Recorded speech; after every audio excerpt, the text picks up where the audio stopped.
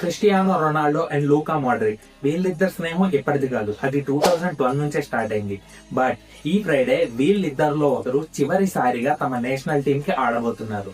ఎందుకంటే Portugal versus Croatia match ఈ Friday 5 AM start అవబోతుంది. అది రౌండ్ ఆఫ్ 32 కాబట్టి ఏదో ఒక టీం ఆ రోజు ఎలిమినేట్ అయిపోబోతుంది. వీళ్ళిద్దరు కలిసి రియల్ మద్రిద్ కి 2012 నుంచి 2018 వరకు ఆడారు. వీళ్ళిద్దరు కంబైన్డ్ గా 222 మ్యాచెస్ ఆడితే అందులో 160+ విన్స్ గెలిచారు. అంతేకాదు వీళ్ళిద్దరు కలిసి చాలా టైటిల్స్ గెలిచారు. అయితే వీళ్ళిద్దరు తమ నేషనల్ టీమ్స్ కి ఆడుతున్నప్పుడు పోర్చుగల్ అండ్ క్రొయేషియాకి మధ్యన 8 మ్యాచెస్ జరిగితే అందులో పోర్చుగల్ 6 గెలిచింది అండ్ క్రొయేషియా 1 మ్యాచ్ గెలిచింది. మనందరికీ తెలుసు పోర్చుగల్ ఈ వరల్డ్ కప్ లో అంత బాగా ఆడట్లేదు. బట్ వాళ్ళకి క్రొయేషియా అండ్ యూరోపియన్ టీమ్స్ మీద చాలా మంచి రికార్డ్ ఉంది.